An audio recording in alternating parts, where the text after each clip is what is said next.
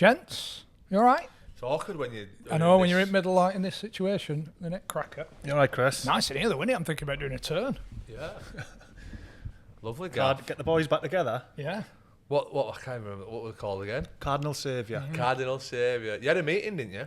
Oh, we just had a pint. Oh, right. So it weren't a... Oh, no, I was just A reunion. Playing Like the the Westlife Boyzone playing the game, yeah. Blue reunion. Hey, I want a chat. HR meeting, actually, whilst we're recording now. Yeah. Because I always feel that we try and... It's like a socialist working environment. You know, it's equal opportunities for all. We look after each other. You know, like we've got an advert coming the week and they're offering...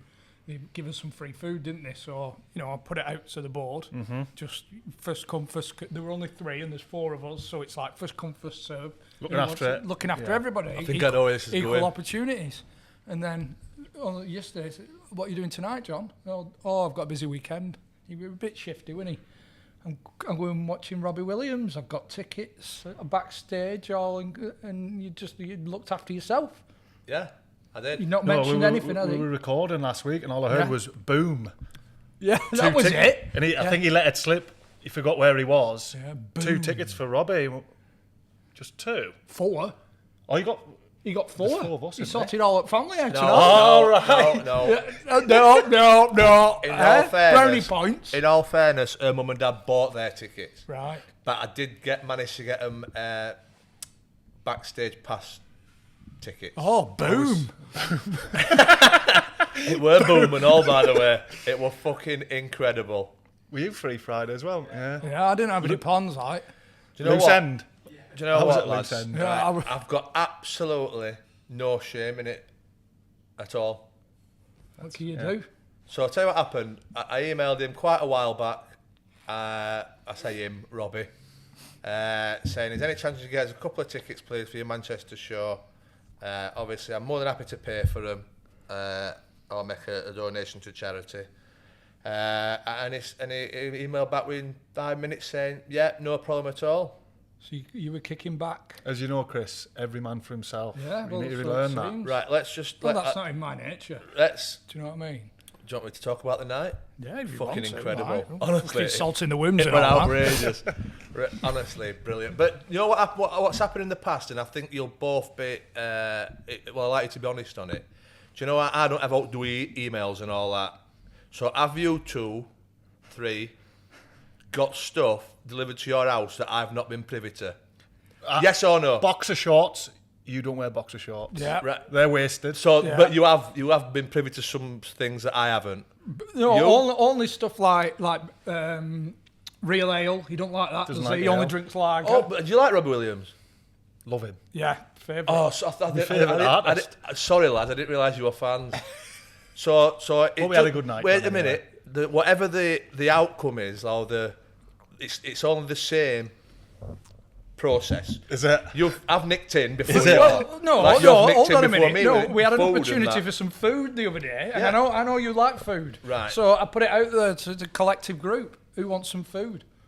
Basically, what you're saying is, Chris, all it would have taken was, lads, Robbie's in town, Friday, the whatever. Do you fancy it? I'll try and get us some tickets. Yeah. No. Boom. Shit on us. Boom. So let's just Fucking just to clarify. So you 2 have both had stuff from this corporation that I haven't. Is that right? Yes or no? It's a yes or no answer. Oh, he's eating now. It's a yes or no answer. You start shouting, turn that volume down, Matty. Have you both been privy to perks? Yes or no? Bits and bobs. Right then, so fuck you. Just because what I got millions times better than some underpants and some shitty food. Right? So I'm fucking Good food, no actually. shame at all. Well, sensational night. If you get a chance to go and see him, it's incredible. I ended up pissed, mine. I ended up knocking some drinks over on the table. We're not bothered, John. Don't care. We weren't invited. Honestly. Don't care. Do you want to hear about me sausage and mash? I No, cooked yesterday? I'm not bothered whatsoever. So it's clarified. We've all scratched his own backs at different times, haven't we? We'll leave it at that then. You're right, Chris. Job well done there. Honestly, I'm still buzzing about that. Still buzzing. What about Owen Coyle, eh? I know, what a guy. Good episode, wasn't it? Yeah. Hopefully. It's the first time, because he spoke about when he brought himself back for the reserves. And it's the first time I've seen the goal. It's good, isn't it? Fuck me. What a finish. I think he was underplaying it. I think I might have put myself on the bench on the Saturday. It was some finish, weren't it? I saw another one from a Masters game when he's gone through and just wellied one in the top corner. And as he's running off, he just give the fans a wink. Thing is, if you can Classic finish, Coyle. if you can finish, you can always finish, can't you? Yeah. You can, like. If you can't, you never can, really. Yeah, I like it though. The confidence in that side and playing up. He plays up to it to me. It works well. I like him. We need to get up for another one. We said, haven't we? Yeah. But How's he doing, Queen's Park? flying. Yeah. Yeah. Fuck knows. Have a look. What did you do Friday anyway? No, just watch the Ron Williams DVD on my own. Just sat in my bedroom listening to Robbie's CD. Queen's Park won 4-0 away at Partick Thistle There Saturday. you go, flying. They are third in the league, 1 point off top. Flying. They're going up. Yeah. We're all Queen's Park fans, aren't we? Best of luck to him as well. Yeah. David Stockdale this week. Yeah. No, the current still playing. Yeah. We've had a couple still playing, but he's playing at a good level as well, championship level. I don't think He's not. No, he's not. He's No, not what? He's not League playing at One. championship level. No. No, he will be next season. Where they're going. They're up and down like a fucking roller coaster Sheffield Wednesday. So from part-time, would he have been part-time? He was part-time then? No. Darlington. Darlington End would up in the probably England still have been. squad. I know, yeah. It's not a bad rise, is it? And I'll be honest with you, when he got his move to Fulham, because you'll find out he was a kid at York, went up to Darlow, and he got the move to Fulham. I'm like, fucking hell, he must have won a tournament. Like, his raffle ticket must have come in or what, but... And there's some incredible insight into his time at Birmingham, which I think some Birmingham fans will be a bit of an eye-opener as well. Because that was a bit of a circus, wasn't it? I know that some stuff has come out about how the club been dealt with, been operated behind the scenes, but I think there's definitely some interesting insight there. One thing that is common, when stuff like this goes on, it's always the higher earners that get it in the neck from the fans. Yeah. You had Jack Rodwell at Sunderland, and he got it at Birmingham because he was one of the so-called top earners. Yeah. Fans are like, rip your contract up, you should, you know what I mean? When it's different, isn't it? It's never In going to real happen, life. is Yeah. it? Well, it's No, not. it's not. If you put it in any other walk of life, any other business. I'm going to be honest with you, lads, if I get this role as tour manager for Robbie, I'm ripping my contract up. You're fucking done, lads. You're done. The live shows, all the dates are out. Well, most of the dates are out. All the tickets that of the dates that we've revealed are on sale, apart from Dublin, but that should be on sale within a matter of days. What we want is people to come to Dublin for the weekend Yeah, and Dublin make, is the one, and innit? make a good fist of it. yeah. We'll sort an after party out somewhere. Oh yes, old dub. Yeah. But yeah, we'll be there the whole weekend, won't we? But The there's, guests are sorted, aren't yeah, we'll be releasing the guests, and there's a couple more dates coming. I believe our tour manager is on the Norwich. they? Yeah. I tell you, who got in Stomping ground. touch with us not happy. Woody from Bastille. Why? Because we're not going. Yeah, He's he a did. Plymouth fan, isn't he? Oh, come on, Woody. Jesus Christ. I know. That's So end he's, of yeah, earth, we're getting a innit? bit of stick for not going down south again, I aren't we? think we But should get one down south somewhere. We've tried it in London and the No, it but came. what can we do, Chris? local, somewhere Like like local Plymouth? Yeah, Southampton or Reading, somewhere. yeah. We need to get it sorted. Have we got Right. any listeners in Reading? Oh, aye. Yeah. Plenty. It's all right. Somebody saying, "Oh, come to Reading. Me and my 3 mates will come." Champion. Well, should we get him in then? Yeah. Yeah. Yeah. Come on, Stocky. Still trying to get the World Cup. We haven't are Have you still sorted trying to that get yet? the World Cup. No, I'm trying. We'll have to Tell you roll, what would be a we'll good have to idea. roll at this rate. Book your own flight. Just go on your own. Yeah. tell you what, lads. We'll get a couple of tickets. Yeah. You're two go. Get your sends off. Have a good time. You can watch it on TV at home like I watch Robbie on Friday. At least be able to go out and have a drink. Can't even drink all year, can you? Well, we're trying. Fingers crossed. Matt is on the case. Right, let's get him in. I sit and wait. There's an angel. You remember him in your younger days? Do I remember him? You can't forget him. There's the one that I thought, remember when I had a crash on the A64 and you and Jonesy stopped and was like, I'm sure that stopped. And you stopped and you went, are you all right, kid? I went, yeah, I've got away with that. You took my bag and said, I'll leave it in changing room for you. Well, we weren't fucking stopping for you. The fact that you actually stopped, I was a bit like... Amazed. I didn't know if you were going to kick me down into the bushes or... Well, we were probably late anyway, so we thought... That was the excuse, yeah. We'll stop. We've been helping Stocky out on A64. That's what it was. So you had a cover So story with bags. I was thinking like there could be anything in my bag when I get there. Yeah. Got away with it. There was these boots that I used to clean, that's it. So what did you do? You just have to wait for the fella to come and tow your car or something? Yeah, the car was worth like 300 quid. So probably a wheel fell off or something like that. But I remember him stopping and he's like, to be fair, they asked if I was all right, mainly because obviously they needed an excuse for being late. He was brassy as well. He was like, are you all right? Parky said he stopped for you. Got to look after the young pups, ain't you? Did you ever do a pre-season with him? Oh, did I? Yeah, I was buzzing because I knew I would finish last. The York race course, 16 furlong start, finish and back. Scotty Jones, Parky, running the back, me thinking I ain't coming last here. But not knowing that they'd been told, if you finish behind a goalkeeper, you're doing it again. So we're getting turned, we're on the home straight. I'm thinking, come on, it's knee-high with snow, trudging through. I just said, oi, Stocky, all right, kid. I was like, oh, I'm dying. 200 quid if you finish behind us. About 10 yards to go. These come steaming past me. Never seen the fucking 200 quid like that. See, that was your first fucking lesson in football, Yeah, weren't I fucking trust you. He First was lesson in £5,000 to come on football. here as well. it? By the way, 16 furlongs is a fucking lot. I was just thinking that. I'm back. That's like... In snow? Yeah, that's why it weren't actually a pre-season run. We couldn't train. So Yeah. we went for a run right racetrack. That was his thing. How far is that in metres? It's got to be 4 a mile run or three-miler. something. Yeah. 3 mile In run. snow. And if he finishes behind the keepers, we've got to do it again. Mind The you, young fucking... And he was a big old unit then and all, by the way. He was only still one ahead of guy. us. Still ahead of us. there was only one keeper in the group. He's done well for us. I owe you a favour for that. Give him 200 quid. I was going to say, Favour. imagine inflation on that as well. Interest rates and everything. Fuck's sake. Did you play at York? Yeah, Who was the manager? Chris Brass. Terry Oh, Dolan. did Terry give you it? Michael Ingham. He went to me before the game. He went, my hamstrings are in stocks. At this point, I was 17, and it was like, sure thingy, like, so he comes walking off at half time. He went, get warmed up, kid. Next minute, Stocks, come in. He's like, my hamstring. After the game, I think we were 1-0 down and we got beat 2-0. But I came on for half game, made my debut. Came off, he went, did you enjoy it? You owe me one.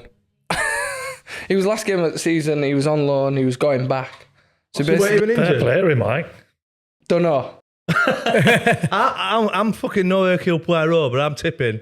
But I'm going to say he weren't injured. Let's see if this kid can do it. Get the fuck on at Oxford away. And did you shit your pants going on, or were you confident? I was confident, but I shit my pants thinking, thanks, thingy. I hadn't even had a week to lead up to it. It was just literally, go on, son.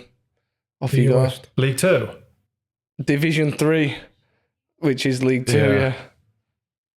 I think I played in Division 3, 2, 1, Prem, Conference North. There's a lot. Yeah. What it all released you then? Brassy? No. What's his name now? He died recently at Derby. Old Derby fella. McEwen, yeah. You were? Well, this is how the story went. So I did my YTS, got my first year pro, £100 a week. Travelling to Leeds. But in YTS, I had digs around the corner. So it was fine. So I was thinking, right, I've done all right. I've played a few games, like not brilliant. I'm going to ask for a little bit more for petrol. So I've gone in and what he used to do was he had a high seat and there was a low one, like opposite you. So he was always above you. So I was thinking, what the... I was sat down and he was looking at me, thinking, shit, what's going to happen here? So I was just looking for like 125 just to pay for my petrol and that. He's like, who the fuck do you think you are? I was like, oh, I'm David Stockdale. But he must have thought I meant, well, I'm David Stockdale. I'm just thinking, I don't know what to say. So I've said, well, I'm David Stockdale. He went, I don't give a fuck who you are. I was like, oh my God. He went, get out. So I thought, wonder if that went well. Next minute, calls me and he said, oh, we're going to release you. You're thinking too much about money than you are your football career. What, for 25 quid? For 25 quid a week. He was saying that was you were really thinking about money? Yeah. The answer was it didn't go very well. No, it didn't. I think the chair were broken as well. He needed a new chair, didn't he? So. But did he release in the press and stuff that you were holding back on a contract and renegotiating? No, he said I was unfit and I weren't concentrating on football and. You wanted a bit of petty money? Yeah. Was that bollocks as well? Back then, would you say you were fit? I've never been a super fit dude all my career, and that's just how it is, whether it's right or wrong. But for him, no. But for many managers have said, no, you need to do better, so you do better. And it's always fluctuated. So I've never been known as a skinny fella, and I've never been known as not being able to do my work. So you get certain managers that are like, look, wherever you're playing your best football at, we'll take it. So it's one of them where, even now, you fat bastard. And it's like, well, yeah, you're right. But the thing is, I can still do everything. Show me someone who's skinny and I bet I can work just as hard as them. And even in training now, I'm nearly 37 and I can move as fast, get down to it as some of the young lads. So it's irrelevant. It's about what you do and what you give to a team. Have you had any rubbings up the wrong way with managers because of that, where they've been trying to change you? Do you know what? No, because I'm quite honest. Yorkshire lad, like Parky will tell you, you kind of like, you can take a lot of stuff and you're like, all right. And I had one at Brighton where we really had a go, and I'd lost about 10 kgs or something, and I looked ill. The manager went, stop. He said, you just look like you... Weak. Yeah, weak. He said, it's not you. You're obviously not someone who can go that low. So we got to about, I think it was about 97, 98 kilos. And that was at Brighton. Chris Hewton. And he said, look, I think you're comfortable there. I think you look good for you. You're playing good football. And we got promoted in the end. So you think, well, that's where I want to be. So there's people who, it's how you come across with it as well. Because nowadays it's very much like, if you're not under 10% body fat, you're not playing. But you can have some of the best players that I've seen, particularly at 10% or under 10%, they might be 11%, but if they feel comfortable with playing the best football, it's how you manage them. Like, make sure they don't go high. But people want machines now, don't they? It's not like it used to be, where you used to get some ridiculous players and it was like, you just do what you want as long as you win us games. I'm very much that.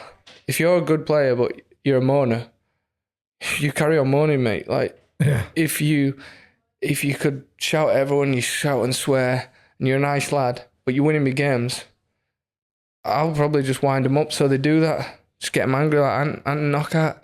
If you got him angry and was like, he's got you, you know, he'd just like go off like a wizard and score and like, come running up to you, fuck you. Who's fucking shit? Who said that? And you're like, don't know, mate. Don't know. Just saying it so you just take it round 4 people and score, you know. Yeah. But that's the type of person he was. Lovely fella, but you knew he had magic. Adel Tarapt at QPR, then came to Fulham. Don't know. There must have been something going on with manager, but in training I was like, oh my God, he's the best player I've ever seen. Yeah. Like, just take it round everyone in training and score. And I think it was because he was doing that, he was like, you need to be a team player. He was like, but this is what I do, just give me the ball. Yeah. And then you get a name like, oh, he's a big head. People say, oh, was he a bit of a dick? I was sat next to him in the change room. No, not one time have I ever thought, what a cunt you are. Not one time. Lovely fella. Just misunderstood people. Need to ask you about Barry Conlan. Were you a Darlington with him? Yeah, I used to give him lifts in after he got done for drink driving. Who was it that was speaking about him? Sweeney, wasn't it? Can't remember. Yeah. The fish. Oh, the fish. Yes, I remember him. Oh my God, he can drink.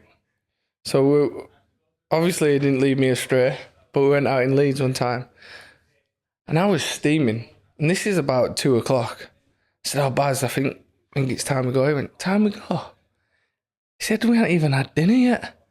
It's all right. And so I was just steady away. He must have had 10 pints in the time I had 2. I was like, oh, Baz, what we doing for dinner? And then he's like, oh, fuck dinner. This is our dinner. Brought 2 pints of Guinness over. At this point, I never had a Guinness. I drank this stuff and he was like, that'll put hairs on your chest. To this day, I don't know how I got home, what time it was, but I got home. I don't remember anything else after that. Baz rings me. Stocks, he's training. You forgot to pick me up. I forgot to pick him up. I forgot training was on. I forgot that we'd gone out on a Sunday and training was Monday. He's like, right, I'm going to walk up. You're going to have to meet me on where? And I was travelling to Darlington. Alan Armstrong was there playing when we was there. Got in and Armstrong went, Stocks, have you been drinking? I was like, fuck me, I was out with him. Baz was like, no, you won't. What do you mean, Baz? He went, do I look like I've been out? And he's like, no. And there's me like that, like sweating. And we haven't even gone on training yet. Our keeper coach, Andy Collett, he's like, Stocks, what have you been doing? I said, I went out with that cunt over there. He was like, but he looks like he hasn't moved. I said, because he's a fucking alcoholic. Look at him. How can you run around like that after having 25 pints or something like that? He said, how many did you have? I said, about 8. I said, look, I'm still here. And how old were you been then? 22. Right. But back in them days, like from 17 to 19, we were on 90 quid a week. I used to go to £10 in all you can drink, you know, where it was watered down stuff and you thought you were steaming then. I couldn't afford stuff like this. Going out with him in all these posh places in Leeds, it was an eye-opener. You must have done well, though. Got it, Birmingham and Newcastle looked at you, didn't they, when you were at Darlow? I don't know, to be honest. So the story goes of how I went to Fulham. So we were playing Dagenham and Redbridge. To be fair, I've always wondered this because, like, I obviously knew you as a kid, and I always thought, how the fuck's he got that? Yeah. Well, I weren't on camera then, were they? You can't put £10 on. You know what I mean? They must have got photos. But I'm set, League 2, you know. I've got my Volkswagen Golf on lease. I'm all right. I can diesel now. I can afford petrol back and forward. And Dagenham and Redbridge at home, 2-0 up at half-time, thinking, get a clean sheet, this will be nice. Lost 3-2. So we're getting changed, everything. Gone into like the players' lounge. Andy Collett comes in. Stocks manager and directors want to see you in his room. Gone in. There's the chairman, 2 directors, Dave Penny, Martin Gray, Andy Collett, and Barry Simmons, the head of thing. And the first thing, I opened the door, seeing him, I thought, what did I do this past week? Where have I been? What have I done? No, I'm all right. I did go out that night. What did I do? All in like the space of 30 seconds thinking, didn't have a fight, didn't get too drunk, got home, had a kebab. Standard. Yeah, like, no highlights, no highlight reels, didn't know anything wrong. So he sat me down and he was like, tough game today. I thought, I'm getting dropped here, but how far am I getting dropped? Fucking with all these directors. So we're chatting about the game and I was like, the real reason why we called you in is we've had Fulham on the phone. I was like, oh, right. And Andy Collett was like, it's fair, you deserved it. I was like, what, a phone call? Or? And he went, no, we've been on phone for a few weeks now. We've agreed a fee. You can go and speak to him. And my first thing was, how do I do that? It's like, have you got an agent? I was, yeah, I've got a kind of agent, but he was more like getting boots and stuff. He was like, well, you need to ring him to ring them and sort out a contract offer. And do you know when they're telling you something and you're like, nah. Not sinking in. Like, who's coming out here? Like, remember when Rio used to prank people on the thing? I thought, Beadle. No, yeah, Jeremy comes out. 200 quid for this video. Okay. So have you got to wait Monday and Tuesday, still training at Darlow? Yeah. So I weren't allowed to say anything. Don't say out will. So this is near end of the season. We're in the playoffs. So on the Wednesday I fly down. So the agent goes in. I get shown around. Mark Maunders, lovely fella, still at Fulham. He's like player liaison. Showed me around. He was like, right, you're going to do half your medical today and half your medical next Wednesday. I was thinking, I've got to get 2 games in between there. If anything fucking happens, I'm fucked. So he went, so I met the physios and that, and he was right, take him away, Maunders. Well, didn't I go through 700 scans thinking, they're going to find something. They're going to find something. Look at state of me. if they find what I'm feeling, I'm fucked. Anyway, they do it all, and then I come back. The agent's like, yeah, well, we've got a few things to talk about. They're near bottom at league, so they're going to offer you a championship contract and a Premier League contract. I was like, all right. And he said, so you're on 600 quid now. And if they go into championship, you're on 2,700. If they're in the Premier League, you're on 3,700. I was like, oh my God. So he was like, what are you doing? I was like, I'm checking where they are in the league. And he was like, at the bottom, I was like, 2,700 seems decent. And that's the year that Danny Murphy scored at Portsmouth. The Great Escape, wasn't it? Yeah. Great Escape. They went to Man City, beat them 3-2. Diamante Kamara. Won at Arsenal or something like that. And then they needed to beat Portsmouth away to stay up. So we're having a barbecue. Staying up barbecue. Yeah. So we're all steaming. Comes in, Danny Murphy scores. They all, because you couldn't watch it. Jeff Stelling comes up, and there's been a goal at Fratton Park. Well, the whole music stops.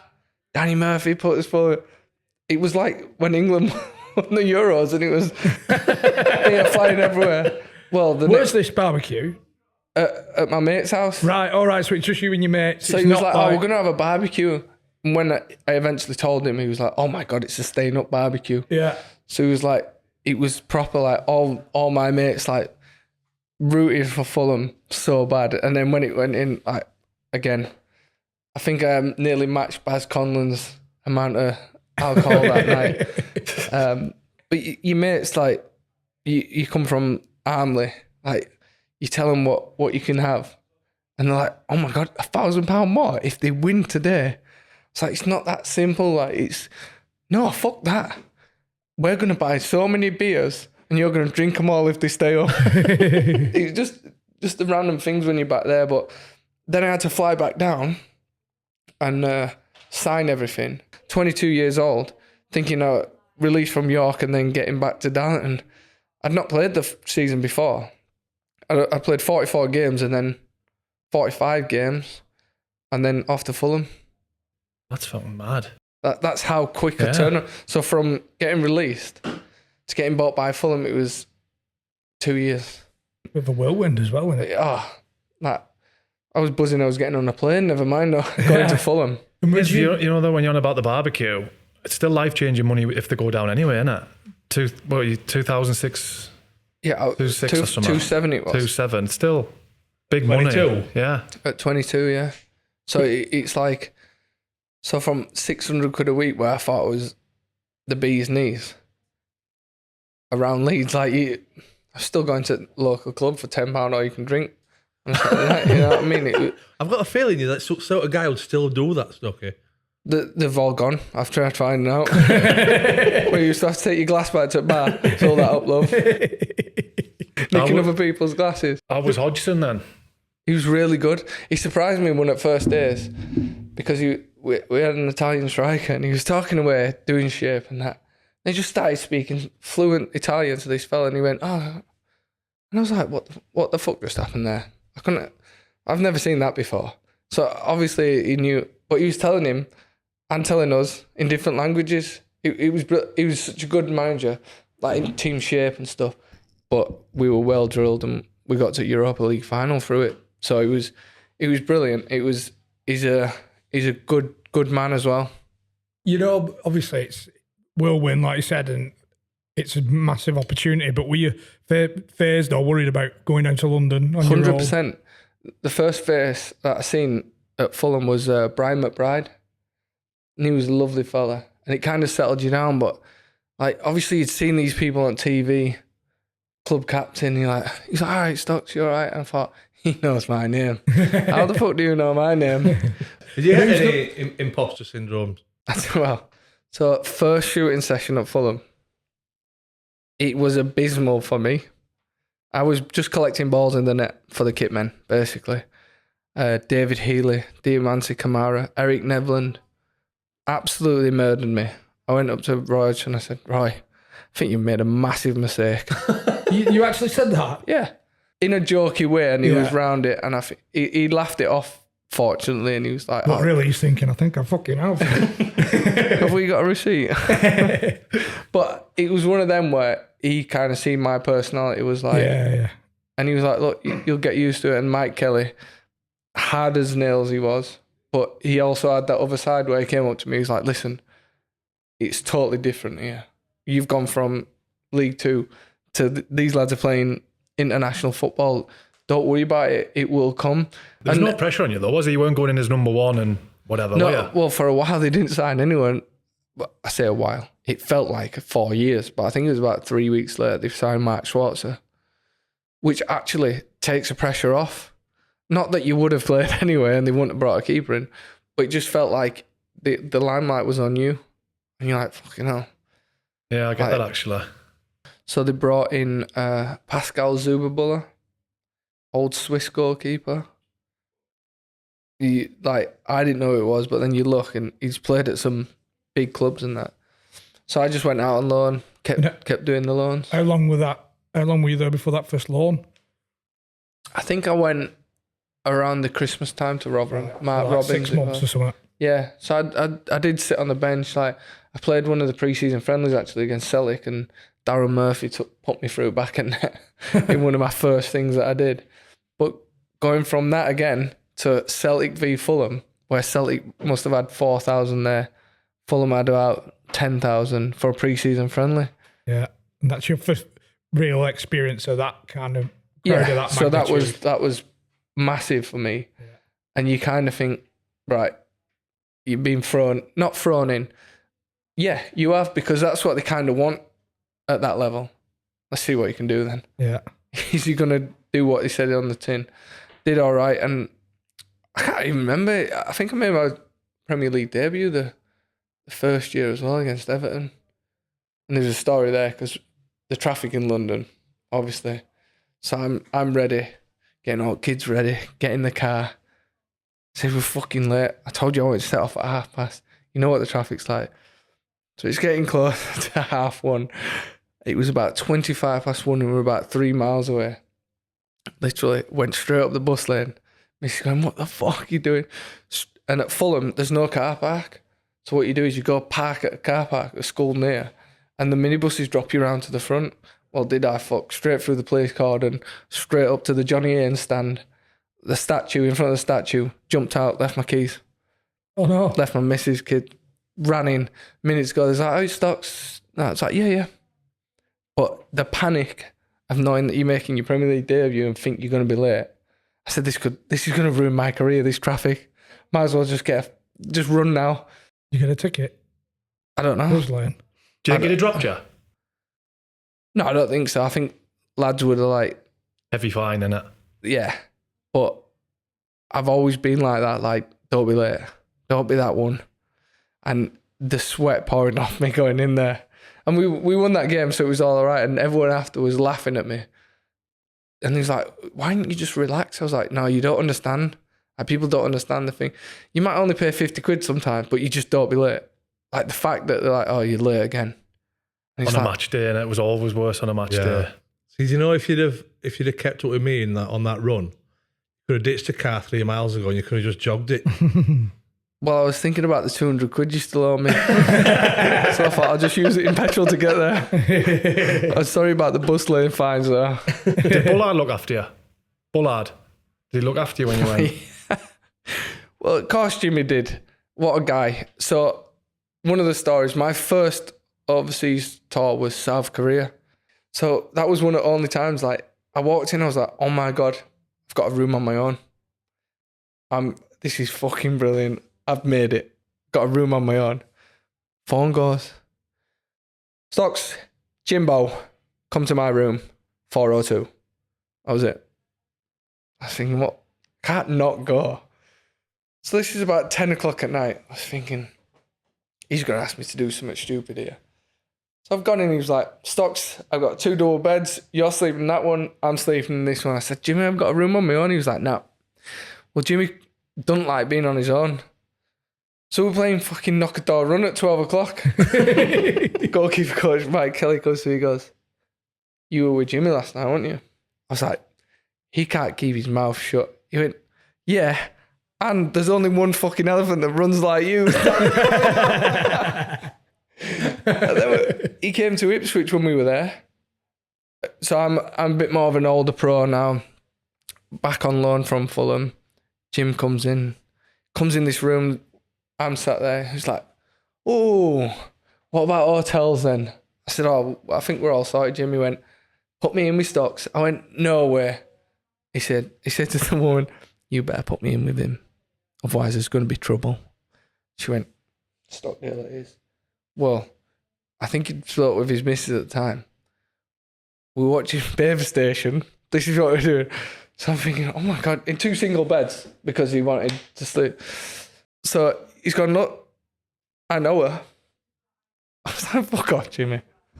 Right, all right. Picks the phone up. All right, love, it's Jimbo. What? So I'm thinking, she's not going to start. She's like this. Right, and she goes, all right, Jimbo, how are you doing? Well, I'm thinking, what the fuck's going on here? And he was asking us to do mad shit. And I was like, I still don't believe it's her. They do that all the time. And he's like, honestly, it's her. I was like, how did you meet her? He went, I rang her over a week. So he just rung the number on the thing, or did he? But he was that kind of personality. Yeah. Like, he'd talk to anyone, he'd do it. But he was brilliant. He just, I don't know if he's still like that, but he always was wanting someone with him. Yeah. Like, always needed to be doing something. If you see him now, he's always got that interaction here. But that's his personality. It was brilliant, but he looked after you. Some of the things, like, I remember going to his house and he's like, yeah, come round mine, your missus out. Got around and thought, we'll end up having some dinner or going out somewhere. Just sat there, he fell asleep. And I was sat next to him. Not that it was a problem, I was just watching TV. But then I realised that he needed people around him. I think his family were away at the time. It's almost Gascoigne-esque, isn't it? Like, just wants to be... A brilliant player, brilliant personality. He likes interaction, and you're right, I think I never thought about that. But yeah, when you see how they were, they're very similar. Just want to make people laugh all the time. Yeah, he wanted that, yeah. What were it like? What were the crack like in a Premier League dressing room compared to your Darlington one? Yeah, a lot more professional, but it's still the same. Like, it's like, any like shitting in shoes or out like that? Or? No, that was York. That was you. And nobody else did that, just you. The programme gate from York. I bet you don't remember that one. No. When he dropped you. Oh, we remember it. Tell us. Like, so it was a Tuesday night game. He dropped you, and you come in like you do, and you sat down. I need a shit, as you normally do. Like, you just at the time we didn't know what you were doing, but you took one of the programmes off the top. Nothing happened. You went like that, put it back, sat down. So they have the team talk. Then he starts giggling. Like, I remember I was on the bench, so as you go in the York chain, remember it went round like that. There was the baths, and I was at this side. It's like, smells like shit round here. But the toilets were quite close to the changing room, so I was not thinking out of it. So the gaffer sat down, you know, like they do, reading through his programme. Obviously, the programme, there's a big shit on the middle. He's like, who the fuck shit in my programme? I was him like, he's hanging his stuff up. Horrible. Shouldn't have dropped us, should he? It's his own fault. Bet you never did it again, did he? Never dropped us again, no. I think I might have left. Who was the best manager you had at Fulham? At Fulham. Do you know what? You'd have to say Roy because of what he did for the club and that he signed me. I thought I really liked Mark Hughes as well. He played you a bit. Did he give you a good stint in team? Mark Yeah, he Hughes? played. But I'd done well for him in the block at team. Mark Swartz came in. You couldn't argue. Yeah. But his thing was, here's another contract. You know, you've deserved it. You've done well. And then I went back out on loan and I got an England team, England squad. And then when I came back, I played again when Mark was injured. Did well. Mark came back to the team. Had another contract. So it was like he bumped me up wages, but he also gave me the chance. Did he do well, Hughes? Yeah, did all right. I think we got into. Were they like 7th or 8th when they got rid of him? And was it Martin Yall? Yeah, reading through broken lines, I think he wanted to sign a striker, and he went in to Al Fayed at the time and said, he was like, no, we're not spending it. And then someone came in and we bought Brian Ruiz for 13 million the next week, something like that. So he was like, what is going on? So I don't know if they've had words, and then Al Fayed's gone, all right, and I'll show you. Did you have much dealings with him, Al Fayed? A couple, yeah. All right. Yeah, nice fella. Like, Did you get hampers and stuff? oh, we got looked after. Yeah. We had a Harrods card, 33% off. He's not stupid, is he? Like, he's paying us and we're just paying him back. You know what I mean? He's not stupid, is he? And then we Playing get for free, these fuckers. yeah. But I remember we played against Man U and drew 2-2. Saved the penalty and everyone had a hamper on the side with a £5,000 voucher, like to spend at Harrods, like because he was like, well done. So he was very much like, look after your players. Like even like the spread in the players' lounge. Oh my God, like proper food. I was like, what is that? That's What we talking? like a full fish on the thing. I was like, what do you do with that? Like, how do I eat that? Like, it's got bones in. There's You pull your fucking chair up and get your knife and fork and tuck in. There's no batter to be seen anywhere. What? Sushi? What is sushi? Like, this scampi? No, sushi, mate. What about Felix Magath? So, you remember him? which story? I don't All know if of you. them. We've got to start with one of the more high-profile ones, Breda Hangeland, with the alternative medicine treatment to his knee. So Breda got injured, and they said, "Look, we want you like back fit." So it was Dr. Steve Lewis who was the doctor then, and he's like, "Oh, you got a bit of a knee problem. We're gonna have to get a little scan." So Felix Magath's come down. What's the problem? Like, there's a few in the. It's like, oh, my knee, like, and Breda's about 7 foot tall, so his legs hanging off the physio table anyway. And he's gone out, he's touched his knee, he's gone. And the doc's just about to explain, he went, "Shh, I've got something for you. Come to my office. I've got something for you that'll help you." So the doc's like, "Oh, all right, he might have a German person that he knows." So he's gone up, Breda's come down afterwards and he's just creasing. He's like, "Lads, you'll never guess what." So he said he wants me to get a bag, put this special cheese in, non-alcoholic wine, vinegar, and a bit of salt. I was like, "Well, what do you do with it?" "You got to wrap it around your knee. Wrap it around your knee for night." So he's done this, right? So he's coming next time. He's like, "Did it help?" He was like, "Mate, my missus made me sit outside. It stunk that bad." He's like, "How's your knee?" He's like, "Exactly the same." But it was one of them gobsmacked moments that I was like, "Breda, what's worse, you trying it or believing that it's going to work?" Needed a bit of red onion chutney, really. Just finishing it off. I reckon he was like- all right then. So we went to St Andrews on pre-season tour. Man City was going the next week. So they were building like their own like marquee gym and everything. And he was like, "Oh, where are you training?" And he was like, "Oh, there." It's like, "There? Like you bringing in some goals or something?" It's like, "Oh, I don't know, but this is our training pitch." So we've gone out to train. And he's gone, "Right, we're going to have 11 aside." I was like, "In what goals?" He went, "Oh, these goals. Fucking rugby balls." we had an argument because one went about 4 foot above me and he was like, right, good goal from centre gate. He was like, it's below the crossbar. And then we did early morning runs. So it was 20 minutes out on the St Andrews beach, no shoes and socks. 20 minutes out, 20 minutes back. If you didn't get back, so at 20 minutes, there was someone who ran with you. You turn around, you got to get back in 20 minutes. So he stood on like the cliff bit. It got to a point where like we were running, like, and because he's killing your calves, we just straight up, straight off. And there's like, lads are like, he's going to make us do it again if we don't get in on time. And there was other people struggling, but like, we were all like hooking round each other's arms. It was like, who's the fittest here? Steve Sidwell's looking, going, no, not me. And he's got like 2 lads on his arm running down. Dragging him along. Oh, mate, he was like literally getting, so we were like pushing people and that. It was mad. And then Ross McCormack signs, 13 million, comes in, meets everyone, was like, 7 o'clock in the morning, Ross. He was like, what? Told him about the run. He was like, I can't fucking do that. He said, I'll just get injured, whatever. And we all laughed it off thinking, that's what you say. Well, 37 minutes in, Ross McCormack pulls his calf. £12 million day later, he's pulled his calf and didn't play for 14, 16 weeks. We came back. We're getting a minibus to go to Wimbledon Common. Well, he went, right, walk down here, lads. There's a hill so steep. So he gets there, he goes, right, these lads down to the bottom.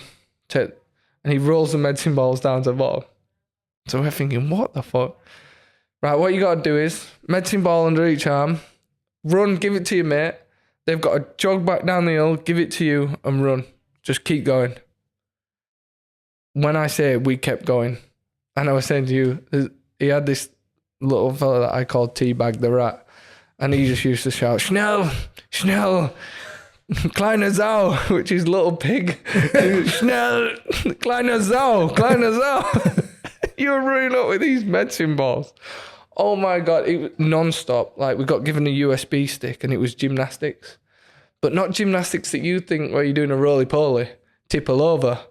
It was all like, the guy who was sports scientist was a head army guy. So it was all like proper core exercises, but you're lifting all your legs off, touching a wall and a light bulb at the same time, keep steady on one finger. It was madness. And then one time he's like, right, we're going to finish training now. He's like, everyone round the centre circle, press ups, right, you do one. There's about 30 of us.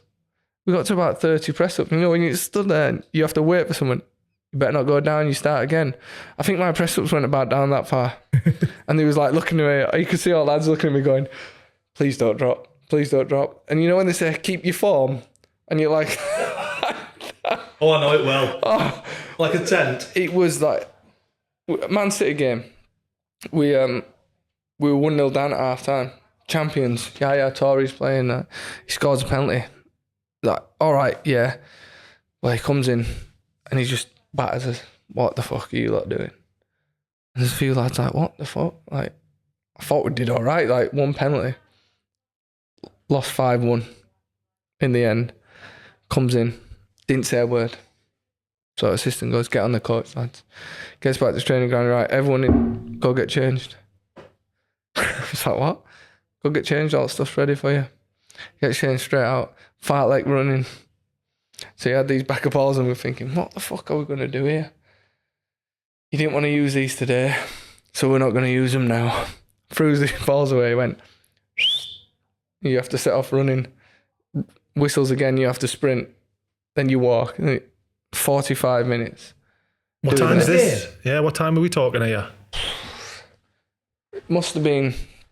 Get the bus back. 7, 8 o'clock. Yeah. What's It the might have been lights an on? early game, actually. But I remember because Torres scored a hat-trick. I think I was one of the reasons why he got Africa player of the year. And then at the end of the season, we played Cardiff. We got beat 2-1. He did his whole half-time team talk in German. Any Germans in the squad? Yes, right back. So he's gone out of a room where like all turn to him and he's like this. I was like, what did he say? He was like, if you lot think you're going to have an off-season, got another thing coming, I'll fucking kill you all. So it got to end of the season. None like normally you might have a couple of days where you're sorting out contracts. Well, like 2 weeks after the season, we're still training. Just nothing stressful. And we had to go and ask, like, what's going on? Like, so after training, you got showered and changed, not up to the canteen, and he'd tell you when you can go. He'd come down and say, like, right, you can go now, see you tomorrow. You wouldn't know a schedule. And every day you're waiting for him to say, right, this is the end now. We'll see you at the end of next season. Next day, see you tomorrow. So one of the lads goes, I've got a holiday booked. So he calls him to office. It's like, right, you can leave now, you've got a holiday booked. So everyone's on there trying to book holidays. And it got to a point where he was like walking around everyone saying, do you want to sign with me? Do you want to stay with me? And everyone's a bit like, oh, I don't know what's going on. Like, yeah, my contract's up. It got to a point where the captain had to go to the people and say, what's the legality here? And he was like, well, legally they have to give you 5 weeks. But he's asking and saying, all the extra days he gave you off in the season, does that count towards your time off? Trying to get you as little time off as possible. Yeah. So it was like gobsmacking. And then the day that he said we can go, it was like, everyone was like, I am not coming back here. Like, people who were in contract was like, what the fuck's going on here? Yeah. And it was just this. I went to Brighton in the start of the next season after the St Andrews run. Surely the board are getting wind. He's lost the changing room or something. What's the plot? The changing room. It was all sorts of stuff. Like there was a thing in the changing room that if he called you to his office, it was a stare off. He waited to see if you'd speak first. So there's often, Steve Sidwell says a good one, he said, I won the stare off. And I was like, what do you mean? So I sat down and looked at him and he was waiting for me to talk. Normally got, you want to see me, Gaffer? He said, I didn't. Just sat there. He just went, oh, you're free to leave. And so didn't say anything. So Siddy's gone down and went, I won the stare off, didn't I, lads? You like him, don't you? I know you do. Who? Chrissy. But you like Felix? I think he's all right. I'm going to see if we can get you a job. What was the crack with Bullard fighting? I've heard it somewhere else. Was it bad? Yeah, so they had a bit of a punch up on the pitch and Bulldog took his shoe off. No, it stood showing and ran after Barry, but he got stopped in that. And I was with Tony Warner at Leicester. What a guy Raji is. And he was telling me the story again. And he was like, I remember Jimmy coming up to me. Barry had gone in the change room. We fought it all countdown. He's gone, bonus. Right. So when we go in, I'm going to hit him. And then you drag me off so he can't get... Tony, bonus was like, here lads, are you fucking kidding me? He was like, I'm going to go tell him. Jimmy's like, no, don't tell him. Because Betty's a bit of a loon bag. Like, he's like, don't tell him. I was just seeing if you'd, like, I'll hit him and you just stop him from getting. But Tony's a bad man. He's like, I'm going to fucking tell him. I'm going to go and tell him now. But me and Tony at Leicester, you know, Mike Stowell, he's still at Leicester, goalie coach, and there was Conrad Logan and a few others. Tony turns to me and is like, because we were staying in the same hotel, we spent a lot of time together. He turns to me and went, do you cause a bit of mischief? I was like, oh yeah. So we're like, we're going to have a pretend fight and like just keep going on, see what happens. Someone's going to like not know what's going on. So like, he went, I'm not going to tell you when it is, so you'd be surprised. We're just going to grapple for ages. Right. So Tony turned around to me in the big Scouse accent. Who are you fucking talking to? I was like, who are you talking to? Next minute, he jumps on me and I hit back on the floor. We're rolling round, but he's like half biting my neck. So I'm giggling, So I bit his ear and we're rolling round and Mike Stowell's going, oh, lads, what's going on? And he's shouting, you fucking cunt. Then he starts growling. So I'm like,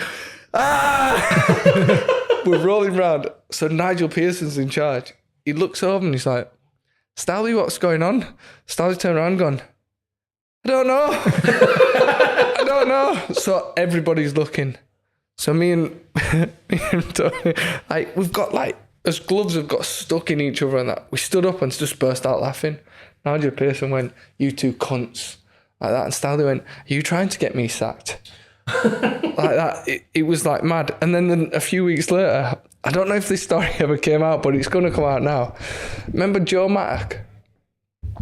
Yeah. Matty Fryer? Yeah. So for some reason, you know the poles in training? Joe Mattock's just gone, fuck off, like, flung this pole, not thinking. He's gone over the top and stuck in Matty Fryer's leg. Right, gone in. Right, gone in. I think he was out for a game. But I always remember it because I'm thinking, how's that story not come out? Took him down with a spear. So there's like rules about not play fighting, not chucking spears. Like, the most random. I mean, got promoted. Paul Dickoff was in that squad. We had some good old team in that squad. Paul Dickoff. On the finalist, no spear chucking. I think I remember Tony telling us about Pearson. Did he drop you off a bit from the ground, or did he try and go the Brian Clough approach? So one time, I'd been out of a shoulder injury. That's why Tony came in. So he was playing, and as I was coming back, I was on the bench. So about 2:45, Nigel Pearson went, "Stocks, come here." I was like, "Yeah." He was like, I fucked up. I've got 6 loans on Ben on in the team. I'm gonna have to take you out. Oh, fuck's sake, I've just got back. He was like, I know. And before a game, him and his staff always have a shot of whiskey. So in his office, he went, "Right, come on, you have to join in this shot of whiskey." So I thought, all right, fair enough. He went, "Don't worry, I'll make it up to you." I was like, all right, yeah. So saying, everyone's a bit confused, like, why? I said, 5 loans, everyone's all right. So as they were having the shot, he looks and I'm sat in the corner just doing me. He went, "Stocks, come on, it's another one." I was steaming before I got out there. Like, they left the bottle. I was like, well, and I actually got back in and we played Leeds at home. And I ran the length of the pitch after Steve Howard scored. And I remember there's a picture somewhere and I've jumped on top and you see little Paul Dickoff and he's looking in disgust at me on top. Like, we just scored, like, this is to gain promotion, or pretty much. He's looking at me. And I remember I got down and I was like, yeah, I grabbed him. He went, "What the fuck are you doing up here?" Get fucking back. Do you know when you think, oh my God, Paul Dickoff just told me to get... I was sprinting back like that. Imagine if you did... Just have a quick minute, gents, for a message from one of our sponsors for this week's episode, NordVPN. My favourite VPN service. We've got another story of a satisfied customer as well, haven't we? Well, yeah. One of Matty's mates. What was it? Was he Spain? I believe he was telling us. They were in Viva España and he wanted to watch a 3:00 game, I believe. No, it was Sky. Normal Sky Go. He wanted to watch his Sky Go while on holiday. Wanted to watch a match. Couldn't watch it.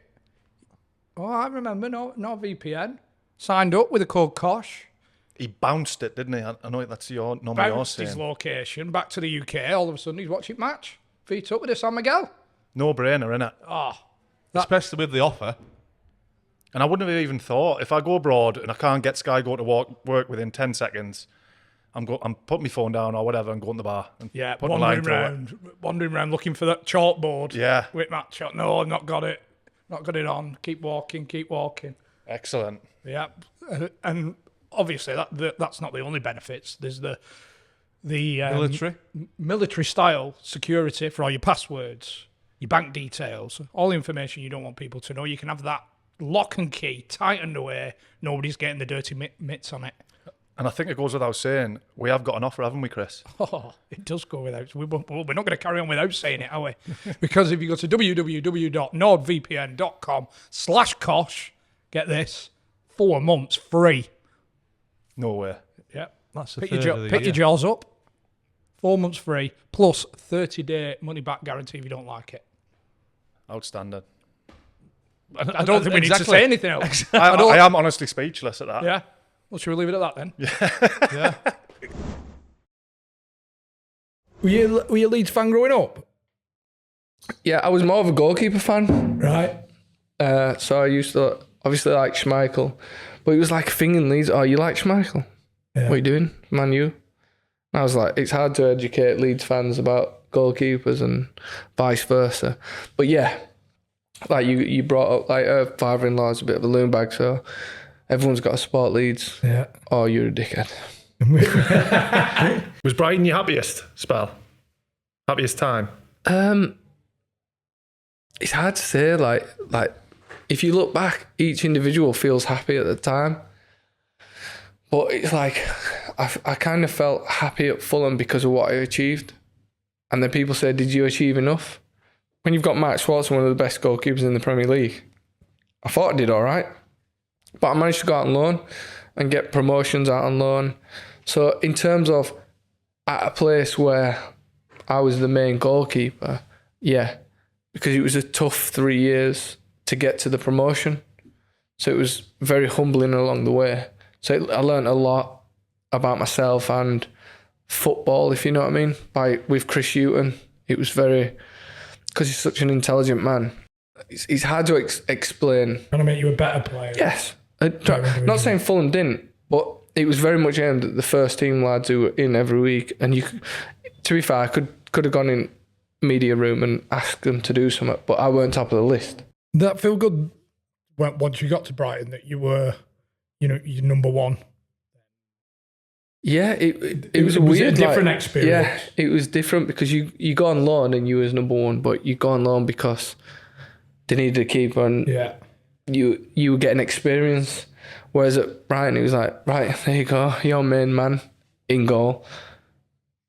Off you go. What did I say, actually? Did you get an England call up and have to drop out? You had to get married up here, up the road. It was either buy a house or get married. So she got married for $3,500. It was a buffet up there on a Friday. The buffet? Yeah, we had a buffet, like a ceremony and then a buffet after. You tight bastard. All family morning because there was no free bar. And you miss your England cap? Well, I didn't get out. You would have been at squad. Yeah.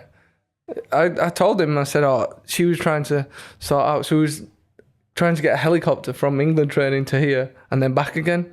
So I weren't even going to stay.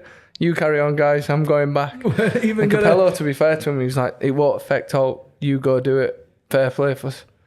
Telling him. Getting Brun coming for consummate marriage before Chopper sets off again. Come on, Fabio, you get in here with us. Did it not affect you? Did he call you up again? Yeah.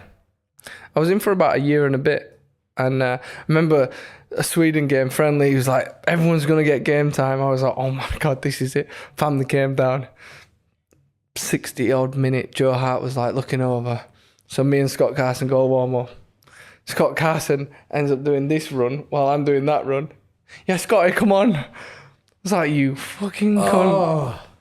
If you'd have run that way first, I don't know if he was gonna, but I was the only one that didn't get on.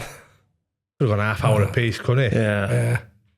It was one of them where you never question it because I was like a nobody in that squad. What was it like though in that squad? Who would have been in it? Rooney, Terry, Ashley Cole, Welbeck, Darren Bent was in for a bit, Stu Downing. You must have been fucking like just pinching yourself. Oh yeah, I was worried I was gonna forget something or like do something stupid, but it weren't. James Milner was in it, so I knew James from playing against him for school matches. And then next minute, like, do you want to play golf? I was like, yeah. There was Rod, one at physio. I was like, oh, come on, go in ours. I went, who do you normally play with? And he was like, oh, Wazza and so John Terry. I was like, playing with these. Mate, on the first tee, everyone came out. I was like, can I just throw my ball? He's like, all right. I smashed the driver and it was a par 3, I think. I was just fucking, I didn't get it off. You know, when you're thinking, I've got to train with these tomorrow. Just fucking hitting it. But in like the 5-0s, Wazza just got, Stocks, just drop it at your feet. Like, what? So you're thinking, what the fuck? Dropped it at my feet, he just runs around me, squads it in top corner. He went, just keep doing it until someone closes you down. Seeing him play football, you understand how good he is. Like, he don't get the recognition at Man U, I don't think, what he should have. Unbelievable. And there's John Terry jumping in front of shots with his face. And you're like, what the fuck? Have a day off, John. Like Tuesday morning, John. The game's not till Saturday. Can leave it at I think it was the Sunday when we'd just been called up. And someone playing head tennis, he's jumping in, stopping there. It was mad. Like, it's mad. The things that them players who know that they're going to be in. I said no. But at that point, I was very much like, because I was on loan at Ipswich while I was getting England call-ups. So I was going to international call-up and Ipswich didn't have a game because I was away. So it was so weird that I was championship goalkeeper and then going away with England. I remember I was driving the first one and I think it was about 3 o'clock driving home from training. And the announcement was at 3 and it was 20 to, and I'm driving up and I remember the road A127 in near Banstead in London. And I'm at these traffic lights and my phone goes. And you know when you're not concentrating because you concentrate? And it was a number that I didn't recognise. Fucking pressed it. And it was a big long list. And you know when you're thinking, and then this geese goes, beep, beep, you know, because he's gone to green. I just beat back. It's like, yeah, like punching the thing. Like, by the time I'd got home, my missus was just cooking away. Kids were there. You know when you burst in, I'm like, and she was like, what's happened? I was like, what's happened? Have you not got TV on? She went, kids are watching Peppa Pig. I was like, I'm in the England squad. She went, well, put TV on then. I said, that's not, what, do you want to see it from the TV? And then you know when it sinks in, she was like, you're in the England squad? No, you're not. Put the TV on. She actually wanted to see it in black and white. She thought I was joking. I think I packed my bag that night and I went going for 3 weeks. Where the fuck's my passport? Is it in there? Did that affect your contract? Did you ever have it in your contract? These Premiership contracts where you get a bonus or whatever. I think there was a bonus in one that Mark Hughes gave me and it was quite a hefty sum if I got a cap. So I should have really used that as a bit of a bribe, you know. Yeah. I think I'd have gone into Fabio and said, look, Fabio, I fucking need a cap, pal. What's the exchange rate at the minute? What we're looking at here? There's a drink in it for you, Fabio. Hey, Megan, there's a drink in it for you. What's your favourite red? My missus can do a mean carbonara as well, kid. Hey, don't you underestimate that. You finally got the promotion. What was the crack? Were you leaving? At Brighton? Yeah. Well, my eldest daughter, she was doing GCSEs. So she was like, she would have been gone into GCSE year and they only offered me a year. And there was reasons behind it. I spoke to the chairman and I was like, look. And then just before I was going on holiday, Birmingham came in with a 3 year. And I was like, so I came back into Brighton and spoke. I had a coffee with the Chris Hewton and that, spoke to him and the chairman. I said, look, this is my reasons. He was like, look, we were going to bring another keeper in as well, but you were going to have the start. If that'd help, I said, no, longevity, and if I have to move next year and uproot up north, then we've got no, like, home life. And then imagine moving it middle of GCSEs, it's going to be... So that was the reason behind it. And obviously people are always like, no, it won't. It's money.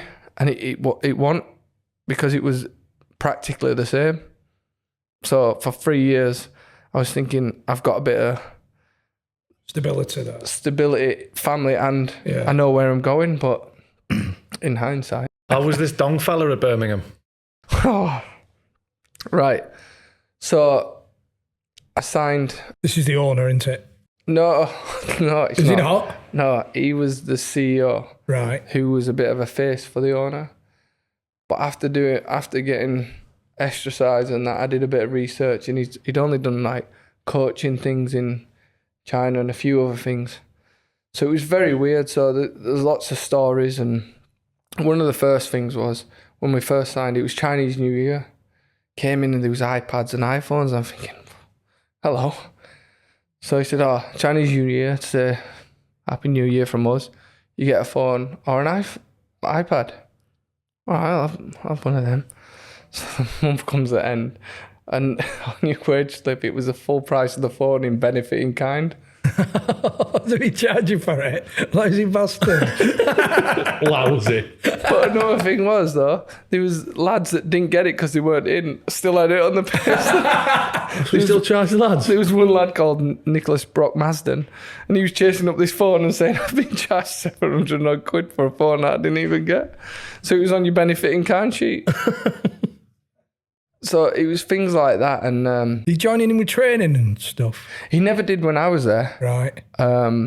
But he used to often come out in tracksuit and boots and that, and you think, all right, like his office overlooked the training ground, that kind of thing. He'd often come out and it very much involved, and it wasn't till the back end when I got ostracised that I started seeing more and more like things like just where you think something's not right here, like the fact that we got ostracised and I was with the under 18s. Like it weren't. What happened building up to that? So Gary Monk came in and we was in a bit of a relegation scrap, and I played, did quite well against Fulham last game of the season. We beat them, stopped them from getting automatic, and we stayed up. So it was a bit of a party. Everyone was happy. Went away. We went on a holiday, and it was Rob Green. Rob Green texted me and was like, "Are you leaving?" I was like, "No." Well, they've asked me if I want to come and be number one. So straight away I've texted the goalie coach, said, "What's going on here? Is there something you want to tell me?" Gaffer's going to ring you. Rings me. "Are you on holiday?" I was like, yeah. "Right, come see me when you're back." All right. So you know what's going on. So you've here. got 2 years left here. 2 years. Yeah. Gone into the training ground, he's in. To be fair, the conversation was like this. Like he was very much like, "Look, you're not my signing, you're not what I want. So you're not in my plans." I was like, "Okay, am I going to get back into him?" "No, I'm looking for someone else." It happens. And I thought, oh, he's told me to my face. I said, "So I'll just train and I'll try to get back in and I'll prove to you that."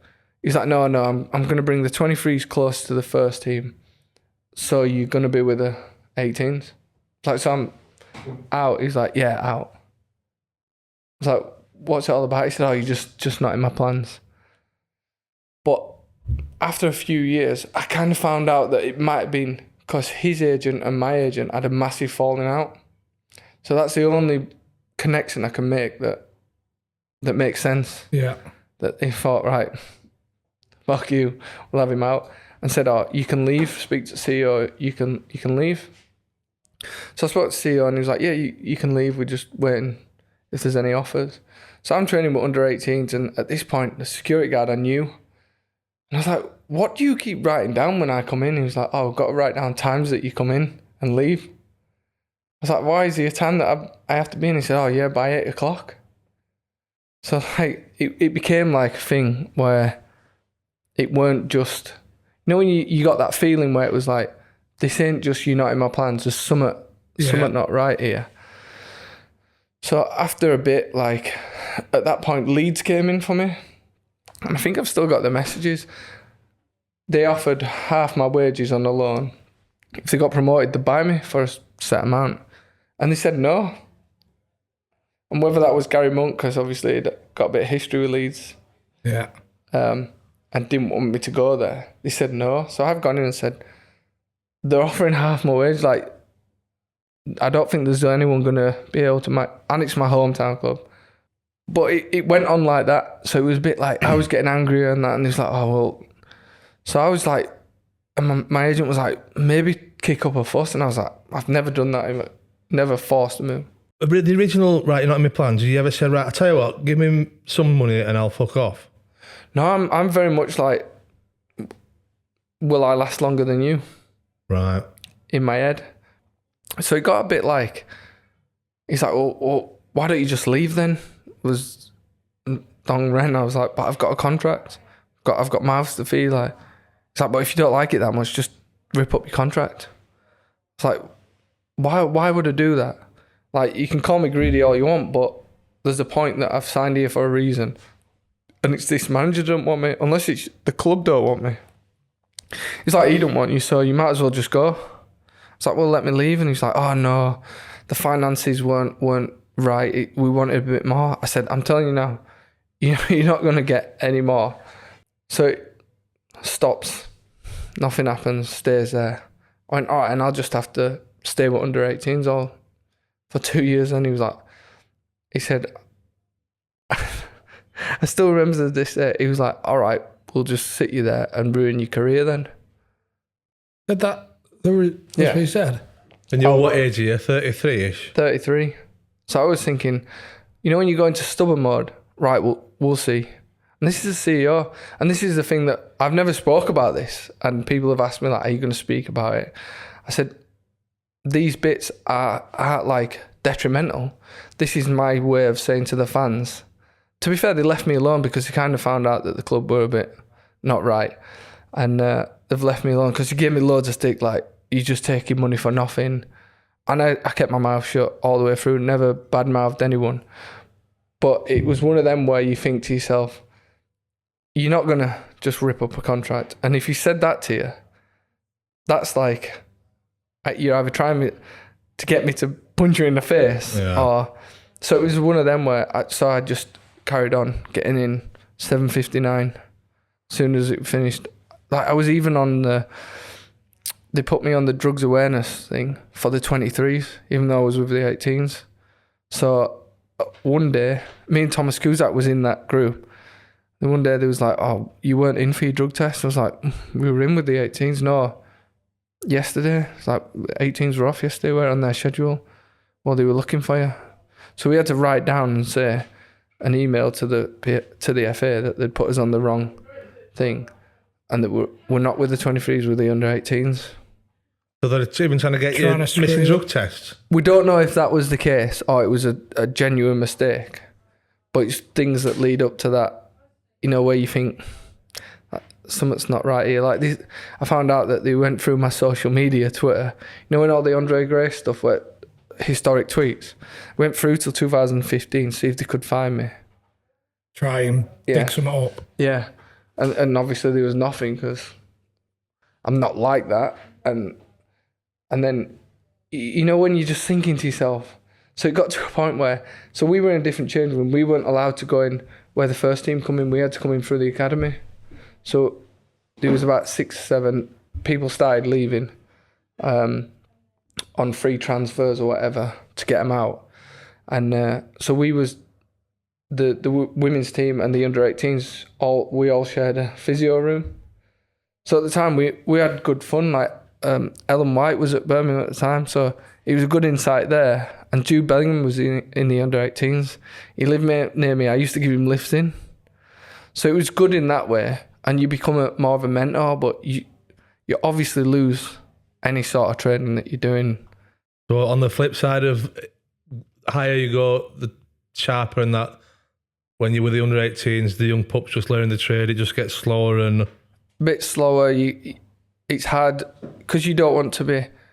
Because the coaches at the under 18s were brilliant with us. It was Steve Spooner. He was brilliant. He was like, look, lads, I understand your situation. He basically said, please don't ruin our sessions. I know you're angry. So we all just said, look, you look after us and we'll help you out. So he used us in the shape. So we wouldn't do too much. He said, lads, what do you need to keep yourself fit just in case you have to go? In the shape, when we're doing it for games, will you be the opposition? So me and Tom Screws, I'm like, yeah. Me and him at the centre back, boshing people. But it was that thing where you was trying to help and be a good person, but then they looked after you in terms of they weren't making you run around the field all session. Like, we had a goalie coach, so I was working with him and the young keepers. So hopefully the young keepers there would have learned something from us. So it was about being professional, but not doing anything that could get you a fine, sacked. You know, everything was scrutinised, and it was to a point where I'll say now that I was probably at one of my lowest points, because for the first 3 or 4 months you're still thinking, I'm going to have a chance here. Like, they're going to call you back up. Like, a keeper's going to get injured or something, and you'll come back. And got to about 6 months where I realised, and then I hit a dip. And in that dip, Wycombe had rung and said, we need a loan keeper. Can we have stocks for 6 weeks? Our keeper's out. So they obviously agreed a weekly fee, and I went there. Well, I loved it, and that was my first dealing with Gareth Ainsworth, and that was like, we've heard a lot about you from previous things and said you're a good lad. Like, don't know what's happened there, but we took advantage. We were not paying a lot for you. So I played the first game, we won. Going into Accrington and Stanley away, well, I only got man at match. I was on fire. Like, you know, one of them where you're thinking, football's great. Like, you've gone from drinking at night on your own to playing again. And I just wanted more of it. And then the directors come up to the manager after the game. The manager's come in and said, like, look, guys, Birmingham have called Stocks back. So my first thought was, they've realised, like, they saw that man at match. Hey. They always do in the end. But how it turned out in the end is they didn't want to see me doing well when they weren't, and said that Wycombe weren't paying enough. And Wycombe went, we agreed 6 weeks. It's like, no, it's not enough money. See, do you know, like, from a financial point of view as well, that's like suicide, isn't it? So they could have got half the money at Leeds. You got to do well for 2 months. They take your contract over, possibly. Possibly, yeah. Or if they get promoted, they pay a fee for me, already agreed. Did you outstay Monk? You know when Yeah. you're saying it? So it mustn't have just been him then, if when he's gone, the club have still... No, so there's more to it. I'm getting to that one. We could do about 4 hours here on this. I'll shorten it down. I'd done a loan at Coventry, and they charged Coventry an astronomical amount. But Coventry were desperate, and I knew Mark Robbins from my loans. Went in 2 clean sheets, 2 games, straight back. And I went to Southend and did the same there with Chris Powell. And it was very much like that. Gary Monks gets sacked. So I'm literally like... Clicking your heels. Doing nothing. So I'm sat there thinking, oh, it's going to stay the same. A day before pre-season, you're back with first team next day. Well, there's a photo somewhere, and I turn up, I look like a homeless man, I got a full beard. Like, just, like I'd not done out, thinking I'm not doing out, not going anywhere, no one's going to touch me. I'm doing the first pre-season thing with a full beard, and I don't look good with a ginger beard. Did you have a good summer as well, I take it? It was like, yeah, well, I thought, well, I'm not doing out. They said you back with under 18s now. Who's the manager here now? Pep Clotet. So he was like one of Gary Monk's assistants. All right. That stayed on. So we had a chat, and he was like, yep, you're back in the fold, you got to do it. I was like, right, okay. Did well, and I was like, you got a chance here. He brought me in, he said, I'm going to start camp. He was like, all right, if you're going to take him out, am I going to get a chance? He said, you're number 2 now. Like, so carries on. Gets to a point where camp, he's had a couple of, not bad games, but we're conceding a few. You know, as a goalie, you're thinking, oh, might have a change soon. So I've gone in and said, look, is it still on that I might have a chance? And this is, I think, the Thursday, because you've been swapping it round and dropping a few in. So I've been in set players. He's like, I've just spoke to CEO. He said, you're not eligible to play, and you can leave. This is in, I was like, are you, what? So I've just done all the pre-season, and I sat on the bench, like, for 7 or 8 games, whatever. Waiting for your chance. Yeah, so... The same CEO. Yeah. Yeah. So I've, like, literally gone straight out there, straight into his. He's like, yeah, we just decided that it's time for you to try and move on. I said, we've tried a year of that, like, and it didn't work out. I've trained all pre-season, shut my mouth, and even said nothing. And where's this come from? Oh, I just decided. But before that, so leading up to the end of the season, before Gary Monk got sacked, I took it to the PFA and said, I shouldn't really be training with the under 18s.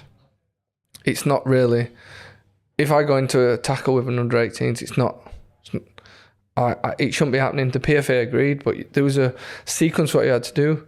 So the first meeting, you had to sit with a director of Birmingham. So Richie Humphries came in with me, and we went in and we were talking to Dong, and they had HR there, club secretary, my agent, Richie Humphries, and he just went off on a tangent. I was like, well, I could have gone on loan to Lincoln, you didn't let that happen. He's like, why don't you just leave the club? why don't you just leave the club? You're sucking it dry. I said, but you gave me the contract and I played for a year. What's changed? He's like, the things I've been told. And I was like, go on then, what have I been told? And he's like, you were fighting. I was like, there was 3 fights that week. And it was only because I got injured that I got a 2-week fine. But then I came back and played anyway.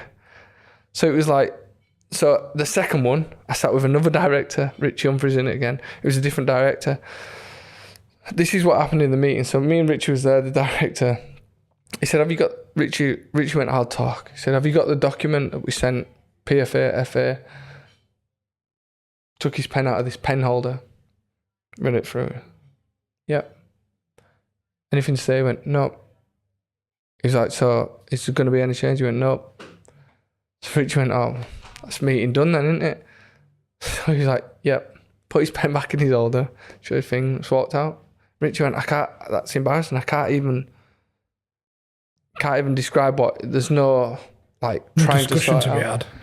So the third and final meeting was Birmingham, me, Richie have to go to the headquarters. In that time, Gary Monk had been sacked, and then obviously I got brought back into the squad. So as soon as I got brought into the squad, it got quashed. You're back in squad. FA went, it's dealt with. I was like, yeah, I'm at least I'm on the bench. As soon as something happened, so this is the Thursday, I've gone in, obviously we're having a shouting match, and the young lad played on the Saturday. So he was changing the team and didn't want me to play. So do you think they were just ticking a box? Bringing you back and putting you in the first team, but just ticking a box for the PFA? Would it all have to start with the 3 processes, then have to start again? Yeah. Right. It got to a point where, so I had a box that season. It was right next to the chairman's box. So we're playing Leeds, and obviously my family are Leeds fans. Always fucking Leeds, in it. Yeah. The fans in front of our box obviously knew it was my box, and we'd gotten well and spoke to them. You know, when you have pictures and what's going on, you're like, I don't know. Like, trying to be diplomatic about the whole club situation. Obviously, there's still people going, you're fucking taking money out of my club. And I'm like, well, yeah, I understand what you're saying. No, fuck off. And you're like, it's their club. I understand it. But you can't tell the full story. Like, yeah. I've been shafted here. I've tried to move on and say, look, I don't want to, this club can pay half my wages. It's half the wages off. This is when they're going through financial fair play as well. So it's not like I'm just taking money for nothing. I've actually actively tried to get out, because the Birmingham fans were obviously mad at sometimes when we played bad, but they were all right. Like, if you respected and tried, they'd be all right. But at this point, they just thought it was me. He must be a bad egg because of the things that we're putting out. Like, there was a young kid that was had something wrong with him called Tommy, and me and Jude went to see him, and Jude put it on his, like, just to play FIFA with him, just a young kid. He'd gone through a heart scare, and so we were with the family just chatting away, and so we took photos. It got put on social media, just us, like, nice to see him. That a week later, because I'd gone, they sent another 2 lads around in Birmingham to put it on their social media, their players. They didn't want to see that I was doing. What, had you done that off your own back? Yeah, me and Jude. So I just on Twitter, I said, tell you what, we'll come see you then. I might bring Jude with me. Because I was back and forth with him for training, I said, come on, Jude, we're going there. Played FIFA. His dad put photos on his thing. Thanks, boys, for coming. Yeah. Because we'd done that, they sent 2 players the next week with a club shirt and all this lot, and did a photo and put it on. It's like, the club have gone to see him. And these are the little things that crop up when you're thinking, hang on a minute, like, there's definitely an agenda here. And I tried to do Jeff Horsfield. I did some things with his foundation. And like, Jeff was like, they won't even post it for us, but we're connected to the club. So they wouldn't even like do that. So it was like things where I'm trying to still do things professionally as representing the club. Positive things for the community. Yeah. Even though you're because I believe that just because I've been ostracised by a club or whatever, I'm still technically employed by these fans and these people that are in need and things like that. So you're trying to do things like you should do, a model citizen, but these are the things that the fans maybe haven't seen. And it got to one point, like after David Davis said to me after one game, he was like, "You do know you're never playing for this club again, don't you?" I was like, "Oh, what do you mean?" It's like, I just know. And it wasn't until after all this happened, you look back on it and go, "Fuck, how have I not seen that? Are you just fucking stupid or what?" But then it got to a point where I just said, "Look, lads, I'm going to have to be a bit of a cunt to try and get out somewhere. I'm not like that. I'm not built to be a cunt, but you've got an agenda against me, so I'm going to go for you, not the club, not the lads, because they're just trying to do the job. They've not been horrible to me. You might not have kept up with it, but Birmingham might be getting taken over. They did that big thing outside the ground, get him out, with the owners. And I think they're starting to see now. He left, did that CEO, and it's like one of them things where you say, if I'm a bad egg, I shouldn't be in football. But I've done 20 years. You've only been in 3 years as a CEO, and there's all these things coming out about you. So it's one of them where you let it go. And obviously because I know Parky and that, it was one of these times where I could come on and speak openly and honest. Like, this ain't to jeopardise Birmingham City as a club or to say, I told you so. This is my way of saying, this is what happened, guys. It weren't, I might not have played well, but it weren't me. I was actively trying to sort out to get out because they didn't want me. They wouldn't let me. So this is a Christmas. I've gone in and he was like, I think he was trying to sign Marcus Maddison from Peterborough. I spoke to Darren McAnthony and he was like, we'll take you in return in part of the deal and blah, blah, blah, blah. So he was getting on, he was like, it's just not happening. Like, Marcus ain't going there. They won't let us have you. Don't know what's going on. So I went in and seen him. I was like, what is going on? He said, I need $4,000 of your wages paid for if you go anywhere. I was like, well, you're not going to get that. Peterborough were only going to pay $2,000, and you were happy to do that if you got a player for it.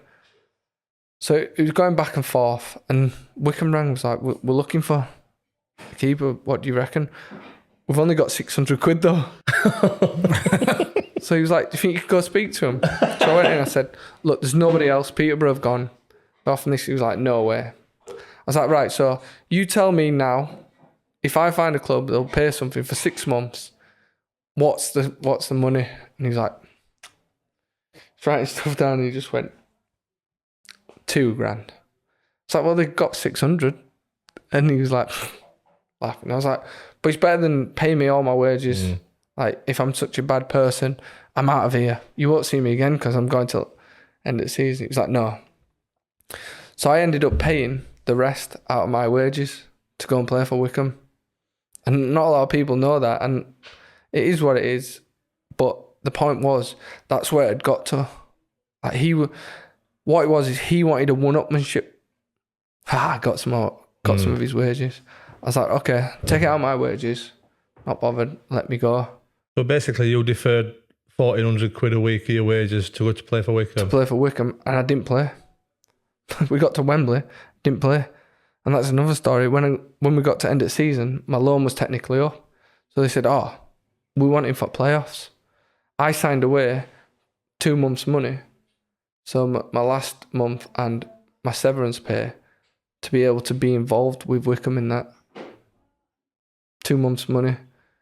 Because he said, if you don't, you can't play playoffs because your loan's ended. We're not paying you after that. So they wouldn't extend the loan?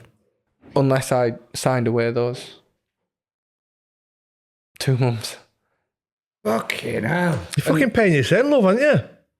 You're practically playing yourself. So if you sat down at a table and said, we want to extend the loan, and then, right, these are the terms for you to play. Yeah, so carry on playing. But at that point, I'd not got in the team. I'd gone to Wycombe to get out. Gareth Ainsworth, because he knew that I was a good lad and what I'd done for him before, he was like giving me a chance to get me out. I said, I'll pay to come. He's like, I can't guarantee you're going to play. I said, it's one of them where if I don't, I think it could have been quite easily I stopped playing football. I'd lost all faith in football. Like, not saying that I was brilliant or that I'd done well for Birmingham, but the whole fact was like coming to an end. You know when you feel drained? Yeah. And I was like, fans are hating me and I've just tried to play football. You get to a point where I'm out of it now and you can look back and say, this is my piece. There might be other stories that happen that you can't really say because you don't know it's my opinion. But you can now say my piece and say, actually, yeah, I might have been shit for you. I apologise. Shouldn't have been shit. But this was the situation. And I shut my mouth for years. Well, how long ago was that? 2020. That was when my contract ended. And the amount of people that have said, are you going to do it? Are you going to do it? Why don't you save it for a book? I was like, I don't want to write a book. It's not about that. I want people to know what happened to me. But then there'll still be fans say, but you're on how much a week? And yeah. It's irrelevant. But when you're in a place where you're drinking on a night, and it got to a point where my family was saying, as soon as you come in our gates, that ain't happening anymore. Like it suffered. Yeah. Like I could see a dark place.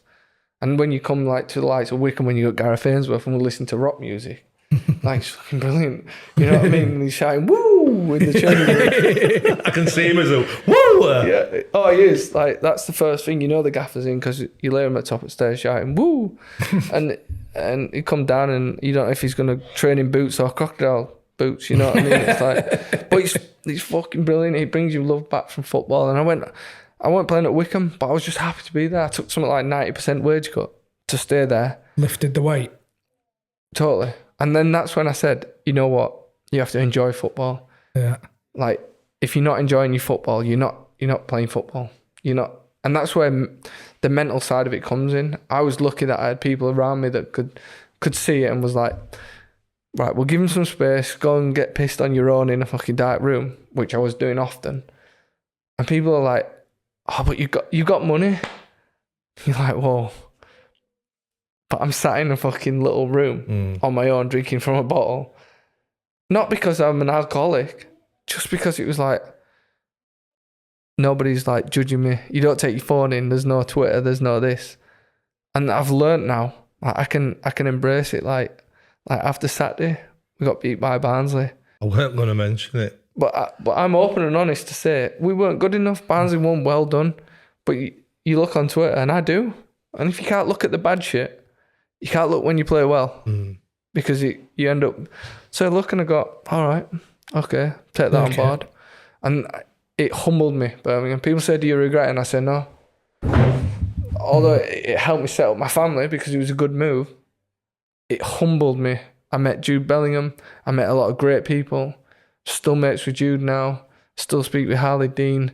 Those lads who were in there. Well, the worst thing is that you went, you know, the same deal that you went to Birmingham. You went there with the right intentions that weren't money driven, like that you wanted. Yeah, but people stability for your kids, and then next thing for the next few years, or the first thing you want to do is get the hell out of the place. Yeah, but when it comes to a point, my dad always said, you stick your head down and you work. So you're trying to work, going through it, doing the right things. You don't change the way. If someone wants to be that way, you're a better person. You have to show that you're a better person, do the right things. So it's one of them where I'm very much like trying to do the right thing. But on the other side of the door, there's drinks and late nights thinking, how the fuck have I gone from maybe playing in the Premier League to nothing? Like thinking, I'll have to call it a day after this. Yeah. A few people asked about Jenkinson and Cohen Bramall. It wasn't Jenkinson, it was Cohen. So it was this scar here, a big thing in my arm. So it was just after Harry Redknapp got sacked and we weren't playing well. So everyone was on a bit like, and Lee Carsley had taken over a bit and doing shooting practice, and I was stood on the outside, I weren't even involved, and Cohen's shooting and it weren't going very well. So I'm trying to lighten the mood off. Fucking hell, lads.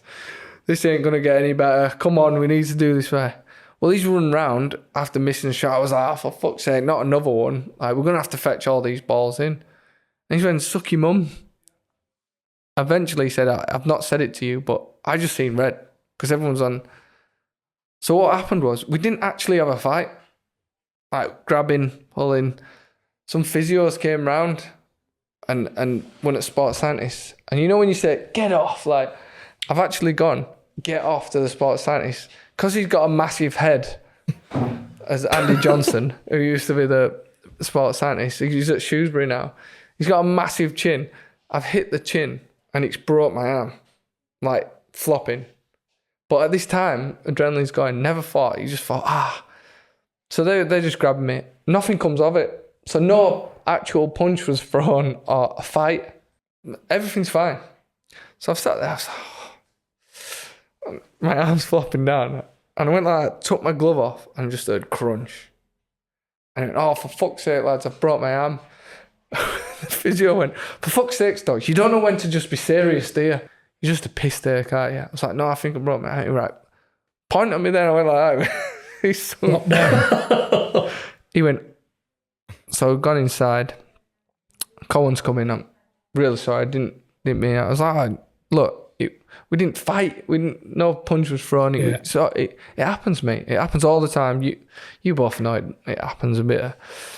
It just so happened that I'd fucking cracked broke my arm and it had... I mean, he must have some chin, by the way. Oh. Fucking hell. I've just fingered and it must have just caught it.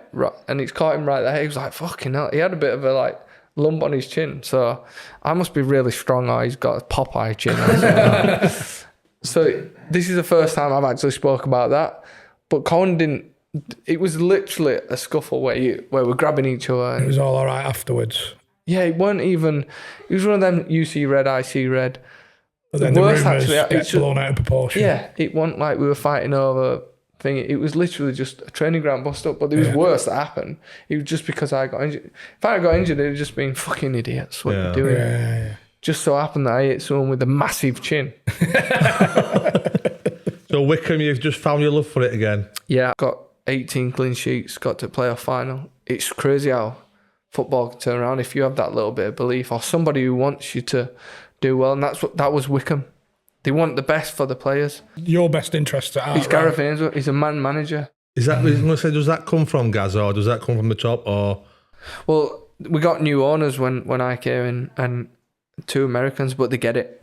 They get it. He's very much like, I'll give you all the tools you need, guys. He's changed the changing ground. Cowboy boots for Gareth. Cowboy boots for Gareth. Couple of Stetsons. I think he's still got his old one. I think just as I was leaving, he had a new pair. I think that's what fucked us. He needs that. He needs his old snakes back. But they're Americans from Louisiana. They're crazy like him. Very much Wycombe people. And people ask all the time about our team spirit. You can't describe it. Once you're in. So a new signing comes in and goes, what the fuck? We're all hugging each other on a morning, very close. We'll all eat together. We'll all do this together. We'll all go out for a drink and it's a full squad. And it was me and Akin Fenway that might train only a few days a week. I was travelling from Leeds last year. He was doing his commercial stuff. We're older. Not one lad complained. If you have your days off and you perform for us on a Saturday, we know you're not a bad person. You know you're not taking the piss because when you train, you're fucking on it. Doing it right. But we have generals. So Gareth was like, there's 5 lads down there. If something's that bad that it comes to me, you're all fucked. So you sort it out yourself. We was always very much, you share a problem between us because we know it's not going to get out of these gates. Mm. So if you need to tell us now if there's a problem and we will sort it or do our best to try and sort it, whatever it is. And we would. Sorry, mate. Do you think your experience at Birmingham really, you saw how much of a benefit that was to individuals? How much of a benefit that would have been for you? And that's why I say I don't regret my time at Birmingham because I learned so much about myself, about how people can feel because normally I've never been on that side, but I've seen it happen. So now I know what it's like on that side, what it's like not to be playing, what it's not like to be involved, or you don't feel like you're involved in something. Do you think that's a reason why Gaz has never left Wycombe? Because to build a team with that team spirit, you need plenty of time, don't you? I mean, what's he been there? 7 years, 8 years? I think it's more like 10. So do you think that's the reason why he's never chose Leeds? I'm sure he's had opportunities. I think he's had opportunities. I think owners that understand him, understand the Wycombe way. And like you say, it's taken him a long time. Because like you said, it wasn't till a few years ago they got to be High League One Championship. They was always down there. So I think their recruitment and how they recruit is a massive key. Because they go on about how they play football. It works. Like, if I did 1,000 passes and won, that way football works. You just like it more. If I can kick it to Sam Vokes and he heads it in, it's still a goal. People don't like that. But we knew what we were. They recruited well. And we also played some good stuff, but we just never got seen as that because we knew how to play our game well. We had Akin Fenwer who try to get round you, try to get the ball off him. So that's what Wycombe was, and Gareth had that time. He's got good people working behind him. Special one, really, isn't it? Wycombe. Special, Yeah. special club. It's a very special club, and it'll always be. And Gareth and the people there. And that's how hard it was when I left. And when I spoke to him about it, he said, you always wanted to go back up home. That was a big reason. And look at the size of the club that you're going to. And for Wycombe to say that we've helped you along that journey and they want one of our players, it just says a lot for our club. Fair And play, that's his phone call to me. And he says, you'll always be welcome here and we can't wait to see you. And to be able to go, you know, when you're on a phone call and you're thinking, he's done so much for me and I don't want to feel like I'm fucking it off or saying, he was literally like, I want to keep you, but I understand. You got to do it. Go do it. Do well. He said, I hope we win league and you come second. Fair play. Are you happy? Big club, innit? Massive. Like the away following, it's brilliant. And the thing that I like is that pressure. People go, oh, there's a lot of pressure here. Like, and when I signed them, I was like, I needed people that have been there. They've had to deal with pressure because they believe they shouldn't have this club in League One. Obviously, leagues don't care how big your club is. It's how you play. So the pressure of we need to get out of this league. All right, no worries. Cool. My first thing when I went in, I was like, can you imagine this being Fulham? We're lifting the trophy end of season. And secretary was like, I like you already. I was like, oh, no, don't get ahead of yourself. Well, it'd be really good, won't it? And he was like, well, that's the aim. And I think that's where I'm at. Like, I'm all right. If everyone wants to blame me and take it off the young lads, no worries. Because I'm big enough and because we've got some special players that will go on to do better than League One. Hopefully with Chef Wednesday. But I don't like the fact that they might get pressured into that thing where, am I doing it right? I've got fucking 10,000 fans on my back. I didn't have a great game. You're not going to get the best out of them because of the pressure. Yeah, let them be. And I totally understand fans saying that. I've got no problem with that. But when you can see something in some of these players, like you got Baz Bannon who can do it wherever. You know what I mean? He's not a problem. It's the good players that are young that are having to like fight through those bad patches, maybe when they're not playing or whatever. And that's again where you come in and say, it's fine. You can come on and change the game. Next minute you're playing. Football can change. It's like, it's not forever. You still got to work hard. And they work hard. They're fit as fiddles nowadays. Like, not an ounce of fat on them. They're like racehorses. And I'm like the donkey at the back, me and Pat. You got a fucking dick sack that I love, didn't you? What? Why? Were you playing cricket? No, I was fucking watching you. I think he'll go up though. Yeah. I don't think he'll be. Well, I don't think he'll be that's far the off. aim. I'm never one of them to tempt fate, but that's the aim. And if we go next 3 games and win all 3, I think Barnsley will be a long memory away for us. Learning curve as well, innit? But I think by what we've heard tonight, I think Sheffield Wednesday, you know, as well as having a good keeper, have got a lot of good experiences there for the younger lads and to help them through. That's what I mean. It's not always the manager that's like, because a lot of it is in the changing room, innit? Yeah. It's like the things that could get said when somebody's unhappy, they're unhappy that they're not playing. You got to go up and say, listen, I understand I've been there. It's how you can keep them on board and say, we're going to need you. Be with us. Like, you're going to be a big part of it. And it might not be as big as you want, but when it could be next year, when you're playing the Cham, and then you're a bigger part, it's a different scenario. So feeling the taste of every single league I've played in, you can say to someone, it's next level. Like, you go and perform at that level. So it's just a stepping stone. Whereas for me, it's a stepping stone close to the grave. And on that fucking bombshell, top man stuck him in. We did get a few notes that your time wasting exploits are unbelievable. I've Is got that some something you've been great working ones. on? No, I just think of them on a night. It's brilliant. Like, if you've got any things, just let me know. I think we had one the other day, and we were beating Charlton at home, and there was a break in play and it was a free kick. So I got my water, went to where the free kick is. It was just outside 18 yards. I was just drinking. Ref was like, right, we're going to play. So on purpose, I threw my water, but not hard enough. So it landed in the goal, went in, and the ref was like, there's a water bottle in your goal. I was like, oh, I'll get it. So rather than flinging it off the pitch, I took it all the way around the goal to the board where the signs are, put it over the top of the ball. I was like, I don't know whose that is. Must have wasted about 7 minutes. But it was worse. They put 3 minutes added on. Their manager was going, it's fair. like, I don't know if you noticed, like, we were under a bit of pressure first 20 with Barnsley. I think it got to about 25 minutes. And they had a few shots just before you scored. But about 10 minutes before you scored, and I thought, they're on top here. Like, crowd's getting a bit nervous. So I just took my gloves off and tied my shoelace again. Defender was like, what are you doing? It's like they're having a bit of pressure. We need to just take the sting out of it. Yeah. And to be fair, for the next 5 minutes we did all right. And I was thinking, if we score here, I'm a genius.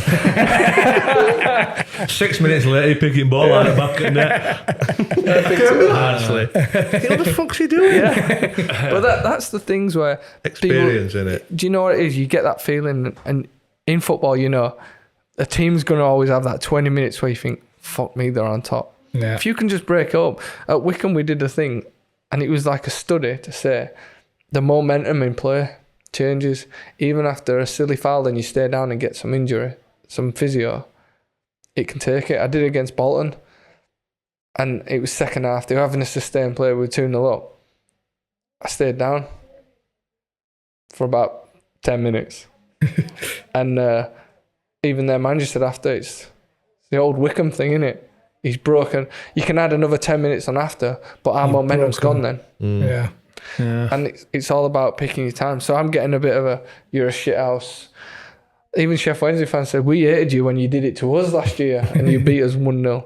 But it's even better when you do it for us. And it's not being a dick, and people are like, hate it. It was like, right, stop the clock then. And it's like, all right, stop the clock. But you can't get your momentum back, and then that's fine.